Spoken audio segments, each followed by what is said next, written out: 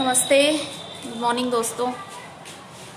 मैं सीते आज सखा आश्रम ऋषिकेश से बात नहीं कर रही हूँ। आज मैं यूपी से बात कर रही हूँ। मैं अभी हूँ यहाँ पर, हम लोग सब पहुँच गए हैं शाहजहाँपुर सखा के घर पे, उनके पुश्तैनी मकान पे। अभी हम सब लोग यहाँ पर हैं, आए हैं, सुबह ही पहुँचे हैं यहाँ पे। और अपडेट्स तो आप लोग देख ही रहे होंगे, आधी अधूरी कॉपी कट पेस्ट वाली। तो मैं अब आपको पूरी बात बता देना चाहती हूँ, जो कि मैं देख रही हूँ शुरू से, जो भी सच है, जो पर्दे का पीछे का सच है, जो पर्दे की सामने की सच्चाई है, जो कि मैंने देखा है अपनी आंखों से। मैं वो आज आप सब लोगों को बताना चाहती हूँ। मैं ये सब बातें नहीं बताना चाहती थी, लेकिन अभी बताना बहुत ज़रूरी हो गया है। हम सभी के लिए जानना ज़रूरी है कि किस तरह से गोपाल बत्रा जैसे लोग, जो होते तो खुद धोखेबाज हैं, धोखे खुद देते हैं, और जिनको धोखा दिया है उन पर इल्ज़ाम लगाते हैं धोखे देने का। तो ये तो मानवता के लिए कोई खतरे की बात है, कोई अच्छी बात तो है नहीं। तो मैं तो अब इस पे बात करना चाहूँगी। मैं शुरू से आपको पूरी कहानी बताना चाहती हूँ दोस्तों। बात ऐसी है कि जिन सखा पर गोपाल बत्रा का आश्रम हड़पने का आरोप है, वो सखा आराम से अपने नोएडा वाले फ्लैट में रहते थे, अपना अच्छा खासा जीवन जी रहे थे। ये गोपाल बत्रा नाम का एक बिजनेसमैन इनसे मिलता है, आकर के आध्यात्मिक बिजनेसमैन, जो कि जिसने अध्यात्म का चोला उड़ा हुआ है, लेकिन है अंदर से बिजनेसमैन, क्योंकि मैंने देखा है पिछले 1-1.5 साल से मैं देख रही हूँ इस आदमी को। तो ये व्यक्ति जो है ये इनसे मिलता है। इसके पास एक जगह थी, एक प्रॉपर्टी जो इससे संभाली नहीं जा रही थी, और इसको कुछ तथाकथित आध्यात्मिक अनुभव हो रखे थे, जैसा कि इसने बताया। उन अनुभवों से ये परेशान था खुद, जो कि हमने देखा बाद में।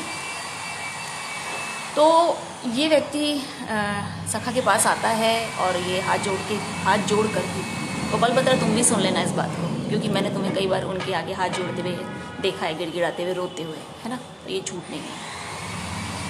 तो ये व्यक्ति आता है, ये व्यक्ति हाथ जोड़ता है, और ये व्यक्ति कहता है कि दादा कहता है इन्हें, स्वामी जी को, कि दादा आप ये आश्रम संभालो, या आपका ये आश्रम है। उन्होंने हाथ जोड़ के दादा को बुलाया यहाँ पे और अपना आश्रम इनके हवाले किया। और ये व्यक्ति कहता है कि ये लोग ने मेरा आश्रम हड़पने की कोशिश की। अगर सखा बिजनेसमैन होते और इस आश्रम से उन्हें धन कमाना होता, धंधेबाज होते, तो वो सबसे पहले, जो लोग बिजनेसमैन हैं, जो लोग धन कमाने की समझ रखते हैं, वो इस बात को अच्छे से समझ जाएंगे कि वो सबसे पहले इस आश्रम के पेपर्स पे लीगली ये आश्रम अपने नाम करवाते। लेकिन उन्होंने ऐसा नहीं किया। उन्होंने इस आदमी की बात पे भरोसा किया। ये शिष्य बनकर आया था, उनके सामने शिष्य बनकर रह रहा था, जो जैसा मैंने देखा शुरू में। तो जैसे कि हम सब बच्चों पे उन्होंने भरोसा किया, इसको भी अपने बच्चे की तरह उन्होंने अपनाया, इस पर भरोसा किया। और गोपाल बत्रा, तुमने ये ज़मीन दान में दी थी, याद रखना। तुमने ये ज़मीन हमको किराए पे, लीज पर नहीं दी थी, ठीक है। कोई रिटर्न लिखत पढ़त कुछ नहीं हुई थी इसकी, कोई पैसों का लेन देन कुछ नहीं था। ये सिर्फ अपनी प्रेमिका उस श्वेता शर्मा के साथ में, और अपनी पत्नी, अपने बच्चों, अपनी माँ के साथ में आके हमारे साथ रहा आश्रम में। ये आश्रम उन्होंने सखा को दान दे दिया था, एज ए गुरु उन्हें समझ के, और वहाँ पर ये सब परिवार रह रहा था। इसका पूरा परिवार कई बीमारियों से ग्रसित था, शारीरिक और मानसिक, जिसका इलाज सखा ने किया, जो कि वो करते हैं लोगों का, और जिससे वो धन लेते हैं, और हम लोग का खर्चा उसी से चलता है ना।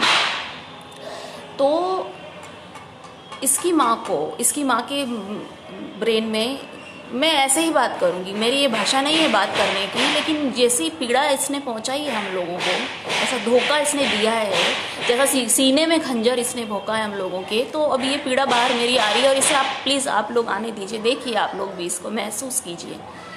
तो इसकी माँ को सिर में, ब्रेन में कुछ बीमारी ऐसी थी, इनका बहुत ट्रीटमेंट चल रहा था। ये रोजाना की 10-11 गोलियां खाती थी, और इसके ब्रेन में से कोई लिक्विड रिश्ता था जो नाक से बाहर आता था। ये अपना सिर ऐसे लगा के बैठती थी, ये पलंग से खड़ी नहीं हो सकती थी। ऐसे कुछ वीडियोस इसने उस समय डाले भी होंगे इनकी मदर ने, वो लोग आप पुराने वीडियोस देखेंगे तो आप लोगों को मिल जाएगा, जब ये आश्रम स्टार्ट हुआ था।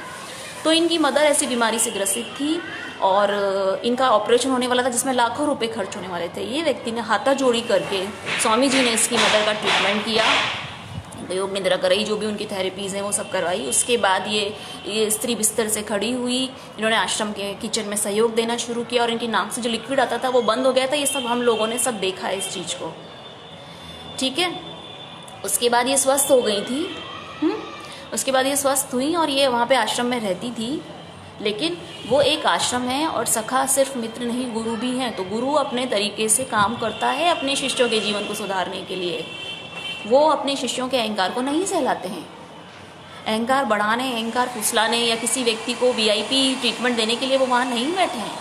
वो हमें सहज, सरल, एक सामान्य, एक प्यारा व्यक्ति बनाने के लिए बैठे हैं। और उसके लिए जो सामाजिक कचरा जो दिमाग में भरा हुआ है वो गंदगी साफ करना ज़रूरी होता है। ये सब सन्यासी लोग जानते हैं इस बात को कि गुरु किस तरह से काम करते हैं, ओशो किस तरह से काम करते थे। हर गुरु और आश्रमों में किस तरह से एक प्रोटोकॉल होता है, वो मेंटेन करना पड़ता है। लेकिन अगर आप वहाँ पे संसार की तरह, ये घर गृहस्थी की तरह रहेंगे तो ये संभव नहीं है वहाँ पे। और ये बात गोपाल को बहुत अच्छे से पता है। वो एक आध्यात्मिक व्यक्ति रहे हैं और वो ऐसी समझ वो हम लोगों को सिखाया करते थे। मैंने तो उनसे सीखा, वो तो मुझे हमें सिखाते थे।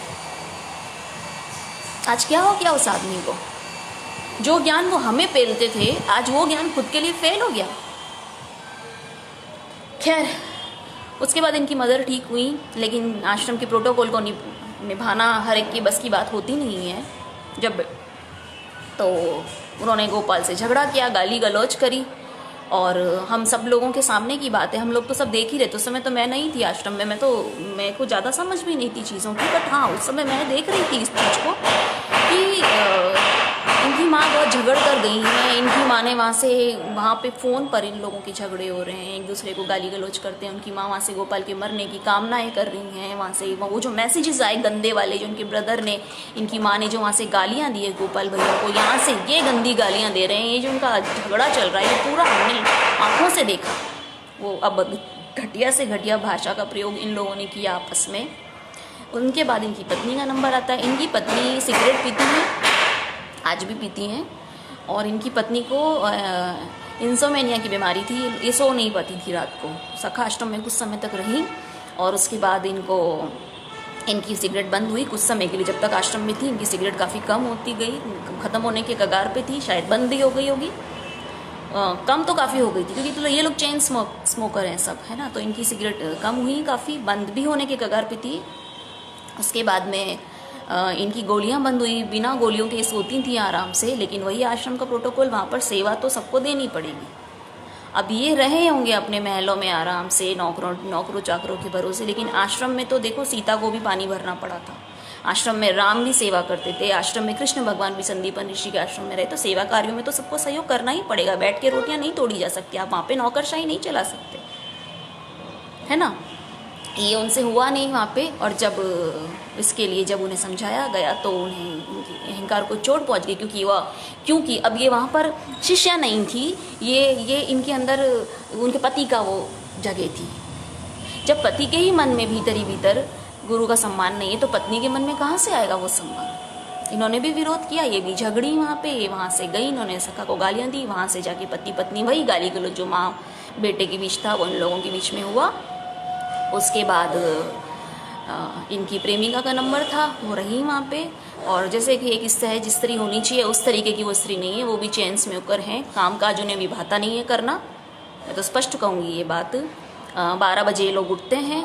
आश्रम के कोई प्रोटोकॉल को निभाना इनका कर्तव्य नहीं है। ये शिष्य की तरह कभी रहे नहीं। बहुत शुरू में हाँ, ये जो दिखावा जरूर किया इन्होंने कि दादा दादा दादा आप क्या नहीं, दादा आपके लिए मेरा जीवन है।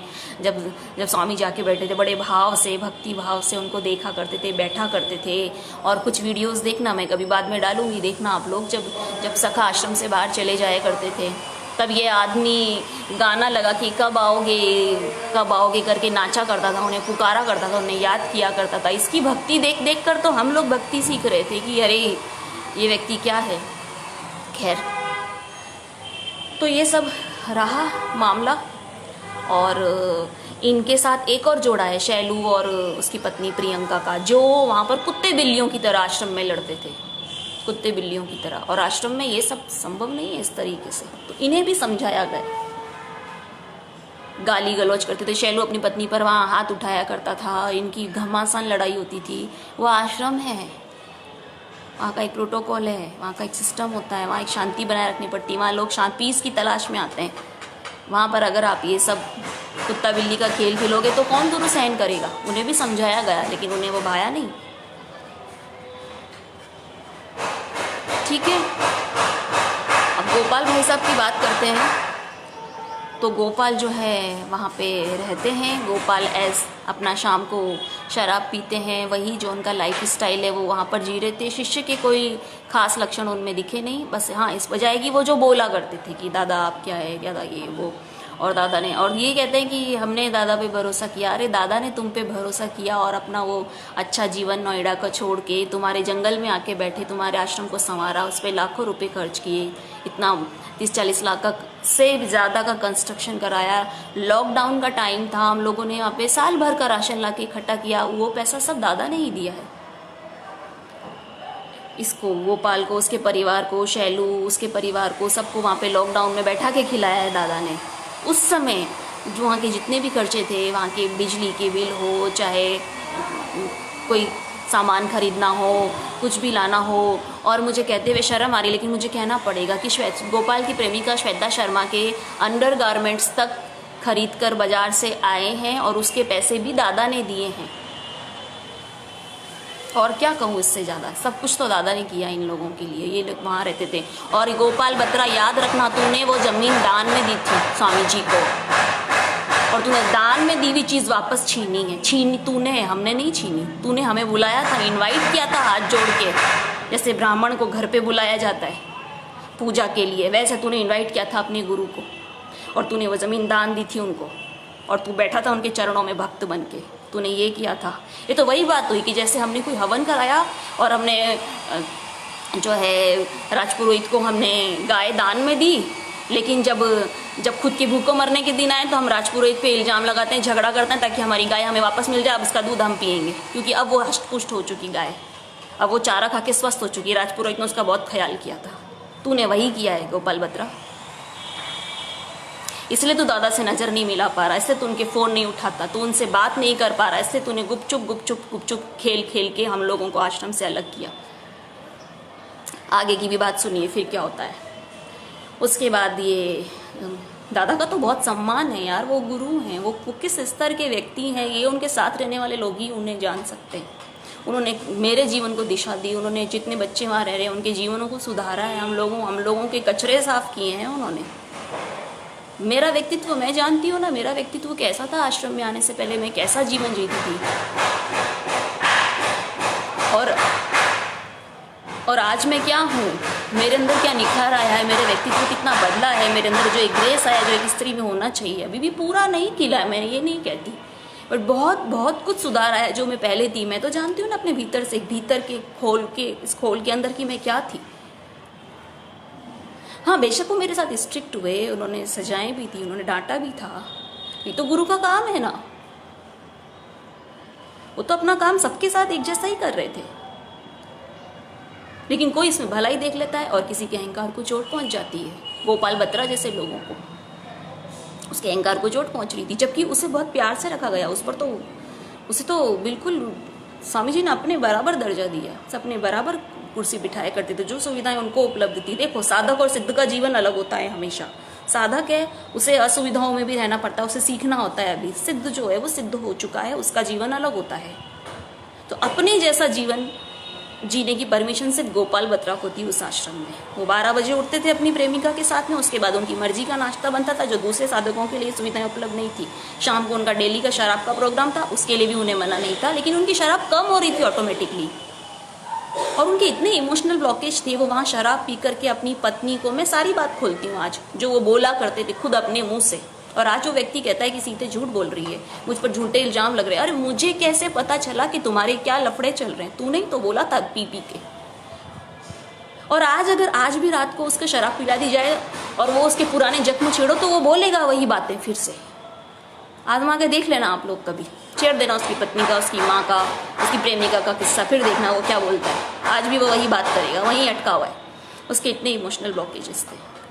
दादा के सामने बैठ के रोया करता था, दादा मेरी माँ ऐसी, अरे हमारे सामने, अरे उसको तो ट्रेन में कोई शराब पिला दे तो वो तो वहाँ पर भी शुरू हो जाएगा वो तो अजनबी को भी पकड़ पकड़ के किस्से सुनाएगा अपनी माँ और अपनी पत्नी के, और वो शैलू और प्रियंका के कितनी गालियाँ देता था उनको वहाँ पे बैठ के कि दादा इन्होंने मेरा जीवन खराब कर, दादा मुझे बचा लो। और भी उसके बहुत सारे लफड़े थे, सब दादा ने सल्टाए।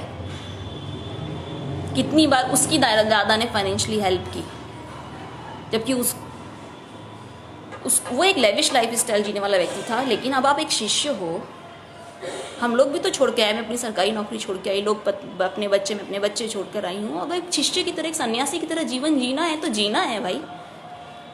तुम चाहते हो कि हमें सन्यासी का जीवन का भी सुख मिल जाए वहाँ का, और संसार में भी दो तरफ पैर रख के गोपाल बत्रा गाड़ी चलती नहीं है।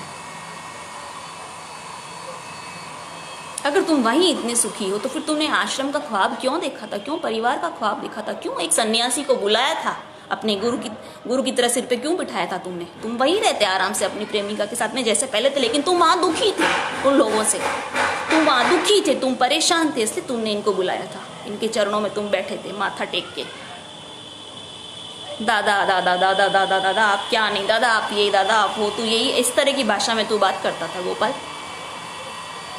तेरी थालियां मैं परोसती थी, तेरा सम्मान करती थी मैं, हम सब गोपाल भैया बोलते थे वहां पे तुझे। इसलिए नहीं कि तुझ में कोई खास क्वालिटी थी, नहीं, क्योंकि तेरे सिर पे जिसका हाथ था ना वो हमारा भगवान है। तू जिसकी गोद में बैठा था ना, हम उसके प्रति सम्मान से भरे हुए थे, झुके हुए थे, इसलिए वो फायदा तुझे भी मिला। तू 12 बजे उठता था, तेरी थालियां परोसी जाती थी, तुझे सम्मान की नजर से देखा जाता था। वो सम्मान उस आदमी का था जिसको तू बैठ के खा रहा था, वो तेरा सम्मान नहीं था। तेरे व्यक्तित्व में ऐसा कोई गुण नहीं है। लेकिन धीरे धीरे धीरे जब इसने दादा की कीर्ति कांति को बढ़ते हुए देखा, उनके शिष्यों में इतनी अगाध श्रद्धा देखी जो उसके आसपास के किसी व्यक्ति में उसके प्रति नहीं थी, तो वो जलन से भर गया। उसने अपनी प्रेमिका को हूबहू दिव्या बनाने की कोशिश की। हमारे सामने उसको समझाया करता था, दिव्या से सीख, सीते से सीख, इससे सीख, उससे सीख। क्या कहूँ मैं उसकी प्रेमिका के, श्वेता शर्मा के बारे में तो क्या कहूँ। उसके नखरे, ब्रांडेड से नीचे उसको बात नहीं, पूरी संसारिक, सन्यासी के उसमें कोई लक्षण नहीं। उसको सुख नहीं पहुंचा पा रही थी, नहीं करती थी उसकी सेवा उस तरीके से, उस भाव से, जिस भाव से दिव्या करती है स्वामी जी की। उससे पीड़ा थी गोपाल बत्रा को, आज भी है उसे वो पीड़ा। जब उसने स्वामी जी के जीवन में जो जितनी भी हम स्त्रियां थी जो उनकी सेवा करती हैं, जब उनमें उस श्रद्धा और प्रेम भाव से सेवा करते हुए देखता था, मैं उसकी गोपाल की आंखें में कुछ समय से देख रही थी, कितनी पीड़ा होती थी उसको ये देख के। जब स्वामी जी गद्दी पे बैठ के सेशन लेते थे,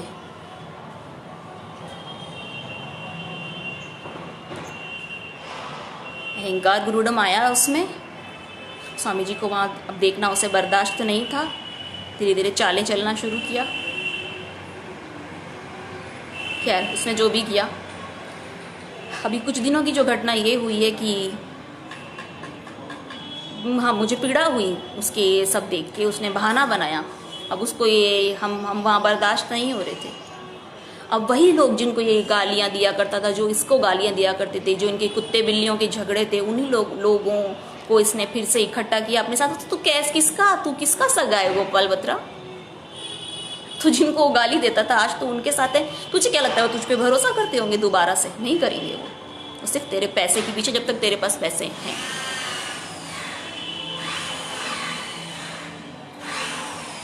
उन्हीं लोगों को फिर से इकट्ठा करा, अपने ही दादा के खिलाफ षड्यंत्र किया। और मुझे पीड़ा थी कि तूने मेरे गुरु के सीने में खंजर तूने सीने में भोंका है। मुझे पीड़ा थी इस बात की। और ये जितने भी लोग थे, ये मनी गुमराह और जितने भी लोग जिनको स्वामी जी ने सिर पर चढ़ाया था, जिनको स्वामी जी ने बहुत ज़्यादा प्रेम दिया था, ये वही हरामी थे सारे। इनकी भी लगाम कसी होती ना, शुरू से इनके मन पर चोटें की होती, शुरू से इनको हमारे शिष्यों की तरह, तो ये पहले ये टिक नहीं पाते, एक भाग जाते। स्वामी जी ने थोड़ी ढील दे दी थी, ये धीरे धीरे सुधर जाएंगे, समझ जाएंगे, लेकिन नहीं। तो इन सब लोगों पर मुझे क्रोध था, मुझे पीड़ा थी, क्योंकि ये लोग बाहर जा करके झूठी बातों का प्रचार कर रहे हैं। हम लोग यहाँ पर उनके धोखे सह करके भी हम लोग सच्चाई को जानकर भी हम लोग कुछ नहीं बोलते। हम लोग सिर्फ फेसबुक पर अपने आनंद के गीत गाते हैं कि देखो हम कितने खुश हैं, देखो आज हमने ये किया, देखो हम ये कर रहे हैं।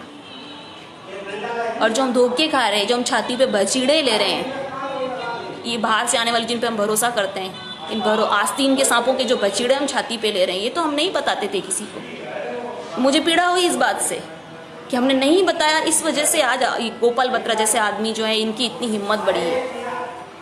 क्योंकि हम सब बच्चे चुप थे, हम चुप हो जाते थे धोखे खा के।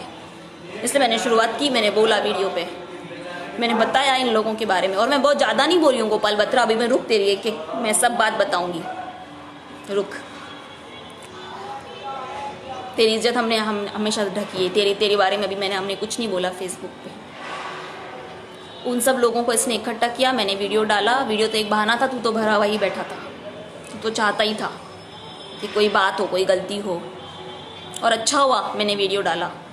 तू अंदर ये अभी तू चुपचाप आता शांति से, हाँ दादा मेरी मजबूरी, मेरे पास पैसे नहीं है, चुपचाप हम देखो चाबियाँ पकड़ा, तुम पैसे पकड़ा, पता कैसे चलता तू अंदर से कैसे भरा हुआ है, तूने कितना नाटक करा है, तेरे अंदर क्या भरा हुआ था तू। अरे तू दूसरे विरोधियों की तरह जो शुरू से ही हरामी है, तो हरामी ही रहता गोपाल बत्रा। तुझे अच्छा बनने की एक्टिंग नहीं करनी चाहिए थी, तूने भरोसा तोड़ दिया इंसानियत का। तुझे कितना अच्छा इंसान समझा था हमने।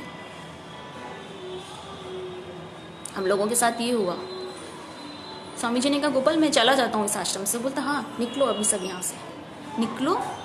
अरे जिस गुरु के चरणों में तू हाथ जोड़ के बैठता था, उसको तूने बोल कैसे दिया गोपाल कि निकलो यहाँ से। और तुझे एस्ट्रल बॉडी एक्सपीरियंस हुआ है, तू क्या बोलता है आउट ऑफ बॉडी एक्सपीरियंस हुआ है तुझे। ऐसे होते हैं आउट ऑफ बॉडी एक्सपीरियंस वाले, अगर ऐसे होते हैं तो साला 2 कौड़ी का है आउट ऑफ बॉडी एक्सपीरियंस।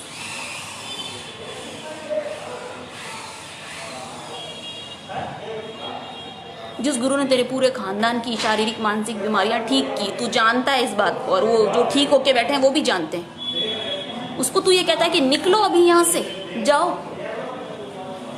दान में दिया हुआ आश्रम वापस ले लिया तूने, दान में दी हुई गाय वापस छीन ली ब्राह्मण से। दादा तो चले गए, उसके बाद उन्होंने कुछ समय मांगा था कि मेरे पास अभी जगह नहीं है, इतने सारे मेरे बच्चे हैं, मैं कहाँ जाऊँगा, किराए पे भी मकान कौन देगा, और यहाँ पे शाहजहाँपुर में कंस्ट्रक्शन चल रहा, थोड़ा सा समय दे दो गोपाल। लेकिन तुझसे वो थोड़ा सा समय भी नहीं दिया गया।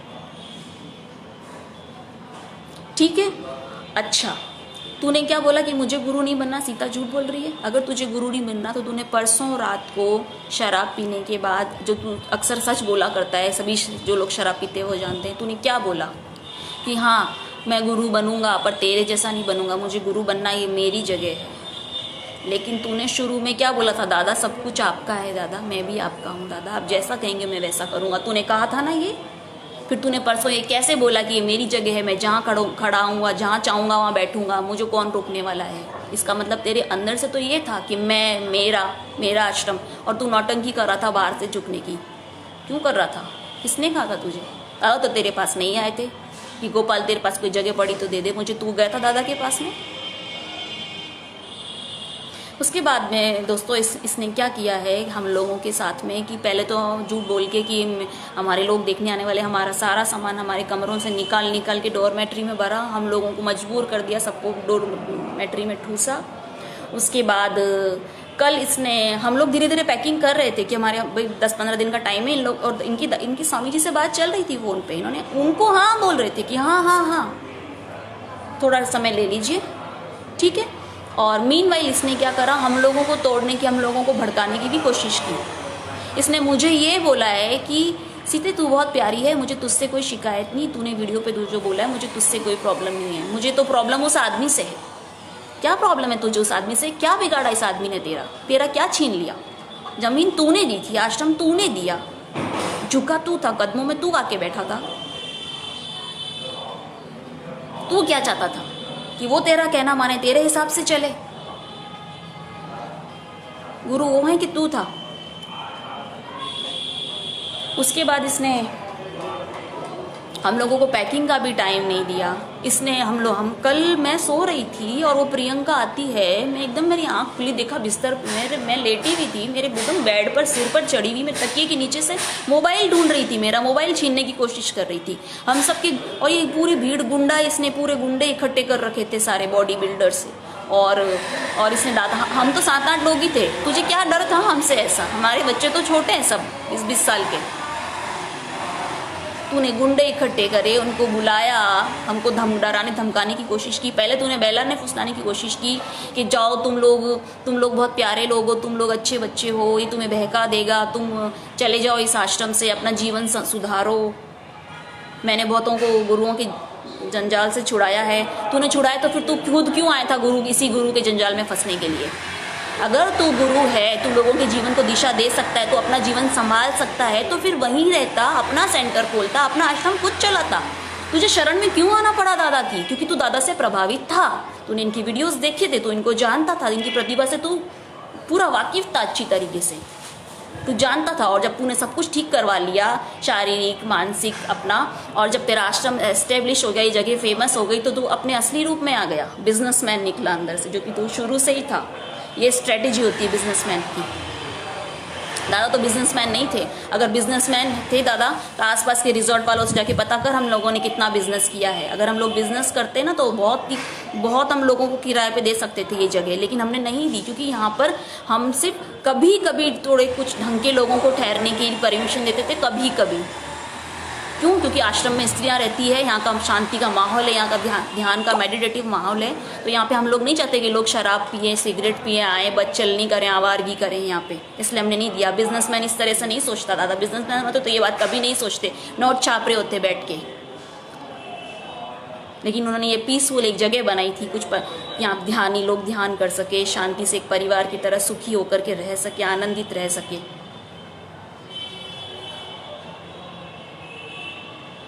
हमारे मोबाइल छीने गए, डरा धमका के हमसे, हमारे मोबाइल छीन के हमारा सामान हमें पैक नहीं करने दिया गया, हमारा सामान ठूंसा गया इनके आदमियों के द्वारा। हमने ट्रक में लोड नहीं करवाया, इनके आदमियों ने ट्रक भी इन्होंने बुलवाया, उसमें हमारा सामान ठूस दिया सब।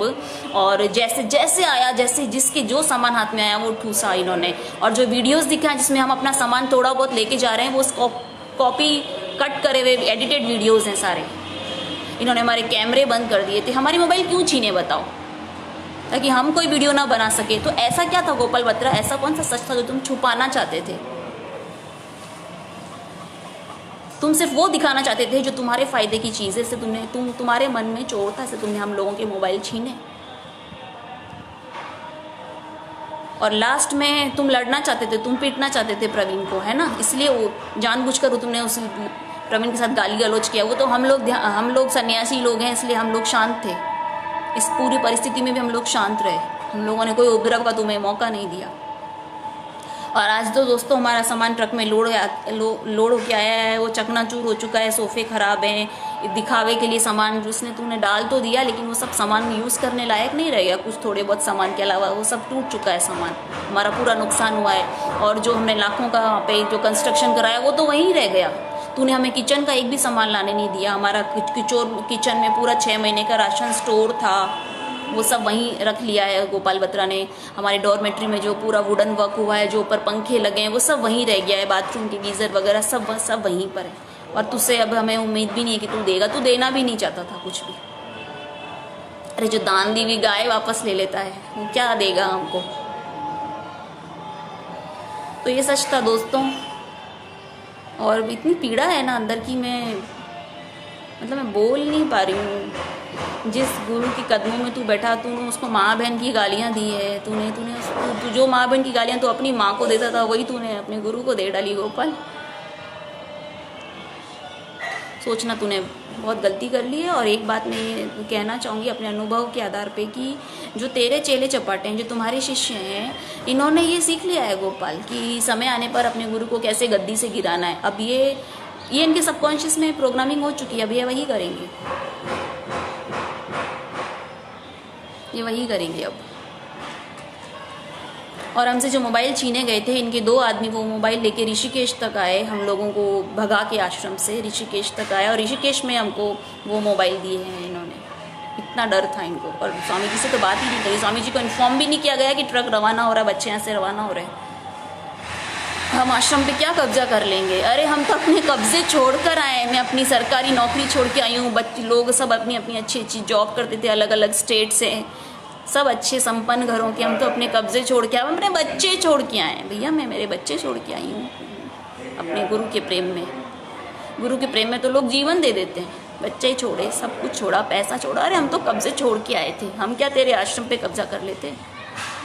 इतना पैसा तो हम सब बच्चे मिलके इकट्ठा करके हम एक नया जगह खड़ी कर सकते हैं।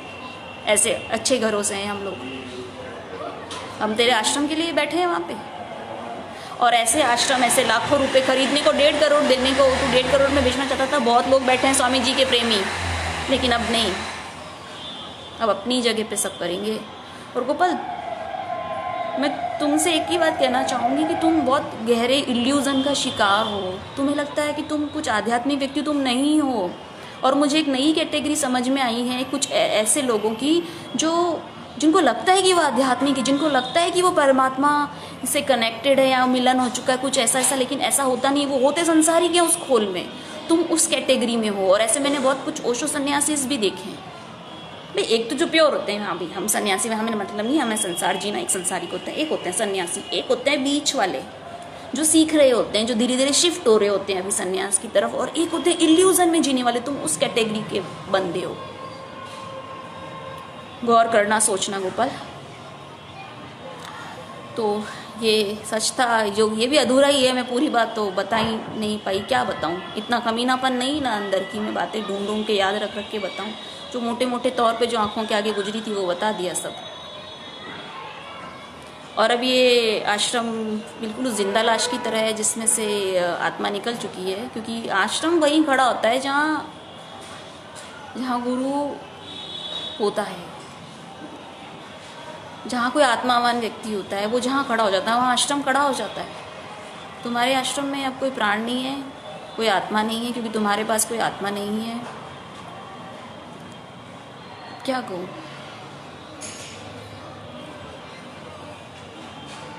हमारा तो हम तो एक सुनहरे भविष्य की तरफ अग्रसर हैं, लेकिन तुम्हारा जीवन अब खत्म है गोपाल, तुम अब खत्म हो। अब तुमने जो भी किया उसके लिए धन्यवाद। हमें आगे बढ़ाने के लिए, अपना विनाश करके तुमने हमें आगे बढ़ाया, उसके लिए तुम्हारा धन्यवाद।